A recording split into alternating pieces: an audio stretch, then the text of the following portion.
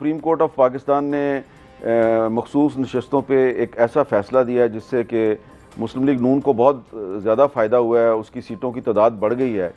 لیکن اس کے باوجود یہ حکومت اتنی ان پاپولر ہے کہ پیپلز پارٹی جو کہ ان کی اتحادی ہے وہ اس پارٹی کے ووٹوں سے یہ حکومت کھڑی ہے، اس کے باوجود پیپلز پارٹی اس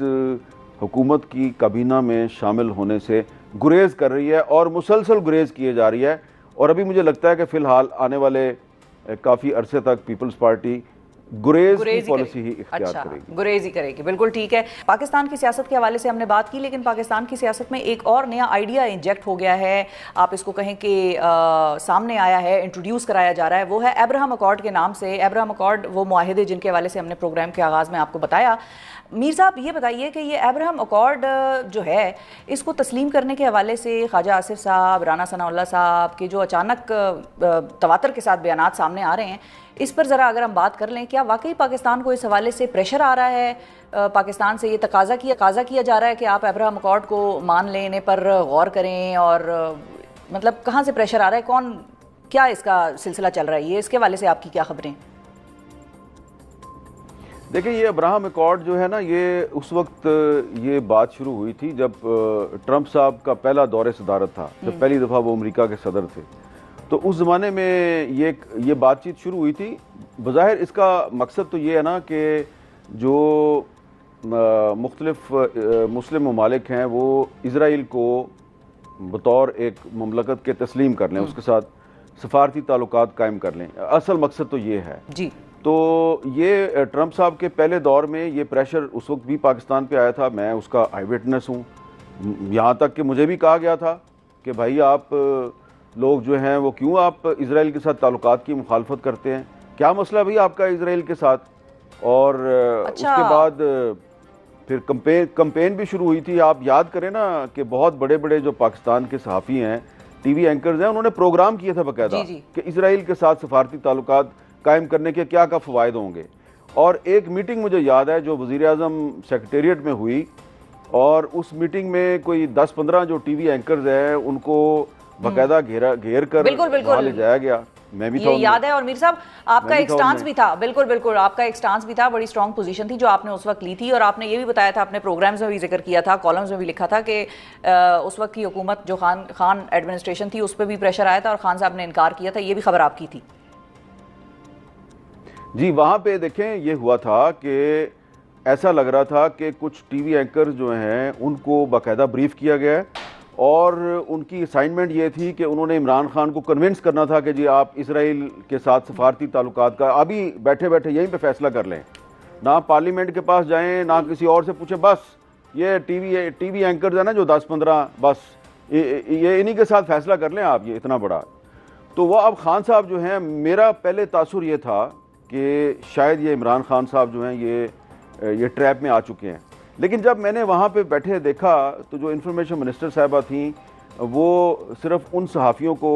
ان اینکرز کو چانس دے رہی تھیں جو کہ اسائنمنٹ کو صحیح طریقے سے نبھا رہے تھے۔ ٹھیک ہے، پرو اسرائیل تھے اس وقت، وہ بار بار میری طرف دیکھ رہے تھے، ہاں خان صاحب بار بار میری طرف دیکھ رہے تھے، یہ نہیں بول رہا۔ تو پھر میں نے جب دیکھا کہ یہ تھوڑا سا انکمفرٹیبل لگ رہا ہے تو انہوں نے خود ہی مجھ سے پوچھ لیا کہ ہاں بھی آپ کا کیا خیال ہے؟ تو میں نے ان سے سیدھی سی بات، میں نے کہا آپ بڑے لیڈر ہیں یا یہ جس کی تصویر اوپر لگی ہوئی ہے یہ بڑا لیڈر ہے؟ انہوں نے اوپر دیکھا، انہوں نے کہا ہاں قائد اعظم محمد علی جناب میرا لیڈر ہے، یہ مجھ سے بڑا ہے۔ تو میں نے کہا پھر خان صاحب کیا قائد اعظم کے پاکستان میں وہ پالیسی نہیں ہونی چاہیے جو قائد اعظم کی پالیسی ہے؟ تو خان صاحب نے اس طرح ہاتھ پہ ہاتھ مارا، انہوں نے کہا بس ڈن ہو گیا، جو قائد اعظم کی پالیسی ہے اسرائیل کے بارے میں وہی پالیسی چلے گی پاکستان میں۔ اچھا جی، اس کے بعد میٹنگ فوراً چند منٹ کے اندر جو ہے اس کو ختم کر دیا گیا، اور جب میں وزیر اعظم سیکریٹریٹ سے باہر نکلا گاڑی میں دفتر کی طرف آ رہا تھا، مجھے فون آنے شروع ہو گئے بڑے طاقتور لوگوں کے۔ انہوں نے کہا یہ کیا کیا آپ نے؟ یہ آپ نے پرائم منسٹر کو یہ کیا کہنے کی ضرورت تھی کہ قائد اعظم کی پالیسی چلے گی؟ کوئی ٹکر نہیں چلے گا، کوئی خبر نہیں چلے گی، بس بتا دیا آپ کو۔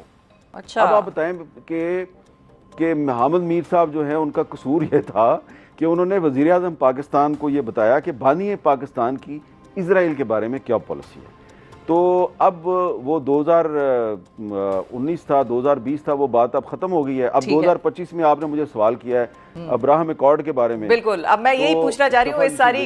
ساری کہانی کو سننے کے بعد اور یہ جو واقعہ آپ نے سنایا ہمارے ناظرین کے لیے, اس کے بعد اب میر صاحب سے میرا یہ سوال ہے کہ اب ہاتھ پہ ہاتھ مار کے کون کہے گا کہ بھئی ڈن ہو گیا اور جو قائد اعظم کی پالیسی ہے وہی پاکستان کی پالیسی ہوگی 2025 میں بھی, یا آپ کے تجزیے اور آپ کی جو دوراندیشی آپ کو بتا رہی ہے وہ یہ ہے کہ 2025 میں شاید وہ پالیسی تبدیل ہونے لگ رہی ہے یا ہونے جا رہی ہے؟ یہ اب سوال بنتا ہے. میرا خیال ہے کہ اتنا آسان نہیں ہے. شہباز شریف صاحب اور اسحاق ڈار صاحب جو ہیں وہ اتنی آسانی سے ابراہم ایکارڈ جو ہے اس میں شامل نہیں ہو سکتے, اور جتنا میں جانتا ہوں پاکستان کے عوام کو کہ پاکستان کے عوام بہت سے معاملات پہ جو ہے وہ گھروں میں بیٹھے رہتے ہیں. وہ کہتے ہیں اچھا پٹرول مہنگا ہو گیا, چلو کوئی بات نہیں یار, اچھا گیس بھی مہنگی ہو گئی ہے, او ہو ہر چیز ہی مہنگی ہو گئی ہے تو کوئی بات نہیں, باہر نکلنے کا کیا فائدہ ہے. لیکن یہ کچھ 2-3 معاملات ایسے ہیں, ایک کشمیر ہے اور ایک فلسطین ہے, یہ آپ کی کیمسٹری میں شامل ہیں. دیکھیں یہ جو ابراہم ایکارڈ ہے نا, اس کے حوالے سے ایک میں بڑی ہی امپورٹنٹ ہسٹوریکل چیز آپ کو بتانا چاہتا ہوں. جی, پاکستان کا خواب دیکھا تھا علامہ اقبال نے. علامہ اقبال نے مسلمانوں کو واضح طور پہ نصیحت کی ہوئی ہے. جب وہ ایک فلسطین کانفرنس میں شرکت کے لیے مسجد اقصیٰ میں گئے اور پھر وہاں سے واپس آئے تو انہوں نے ایک بات کہی تھی. انہوں نے کہا تھا کہ یہ جو عرب ممالک کے بادشاہ ہیں نا, فلسطین کے مسئلے پہ کبھی بھی ان کی وزڈم پر اور ان کی پالیسی پر اعتماد نہ کرنا, کبھی. یہ بات انہوں نے لیٹ 30s میں کہی تھی. قائد اعظم نے تو بہت بعد میں بات کی نا, علامہ اقبال نے یہ لیٹ 30s میں بات کی تھی کہ کبھی بھی ان پر اعتماد نہیں کرنا. عرب ممالک کے جو بادشاہ ہیں ان کی فلسطین کے بارے میں پالیسی پہ کبھی اعتماد نہ کرنا. اور پھر جب یونائٹڈ نیشنز کی ریزولوشن کے تحت جب اسرائیل قائم ہو گیا 1947 میں, تو اس کے بعد کچھ عرصے کے بعد اسرائیل کے جو پرائم منسٹر تھے انہوں نے قائد اعظم کو لیٹر لکھا کہ آپ ہمیں تسلیم کر لیں. جی, قائد اعظم نے مناسب نہیں سمجھا کہ اسرائیل کے پرائم منسٹر کو جواب دیا جائے. انہوں نے کہا کہ جو تمہارا جو اصل سرپرستی آلہ ہے نا, میں اس کو جواب دیتا ہوں. تو انہوں نے قائد اعظم نے دسمبر 1947 میں لیٹر لکھا امریکن پریزیڈنٹ ٹرومین کو, اور یہ لیٹر آج بھی یو ایس اسٹیٹ ڈپارٹمنٹ کی جو آرکائیوز ہیں اس میں آج بھی موجود ہے, آپ نکال کے ڈاؤن لوڈ کر کے پڑھ سکتی ہیں. قائد اعظم نے کہا تھا کہ یہ یونائٹڈ نیشنز کی جنرل اسمبلی کی ریزولوشن 181 کے تحت جو ڈویژن آف پیلسٹائن کی گئی ہے اور اسرائیل قائم کیا گیا ہے, یہ غلط ہوا ہے. اس سے کوئی مشرق وسطیٰ میں امن قائم نہیں ہوگا اور ہم اس کو تسلیم نہیں کرتے, اور اس سے یہودیوں کو بھی کوئی فائدہ نہیں ہوگا. تو اب جب علامہ اقبال اور قائد اعظم جنہوں نے یہ ملک بنایا ہے ان کی پالیسی جو ہے وہ آپ کے سامنے ہے.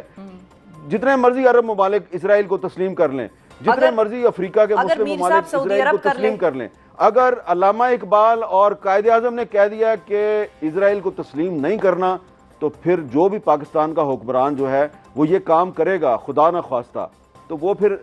علامہ اقبال اور قائد اعظم کے ساتھ غداری کرے گا. بہت شکریہ ادا کریں گے حامد میر صاحب. ناظرین ہمارے ساتھ کہ پاکستان کی سیاست اس وقت کیا ہو رہا ہے, کیا ہلچل مچتی نظر آ رہی ہے یا نہیں آ رہی ہے, اس کا بھی بڑا واضح طور پر ہمیں اطلاعات اور جو حرکات و سکنات حکومتوں کی لگ رہی ہیں نظر آ رہی ہیں وہ میر صاحب نے بتائیں, اور ساتھ ہی ابراہم ایکارڈ کا بھی جتنا کچا چٹھا تھا وہ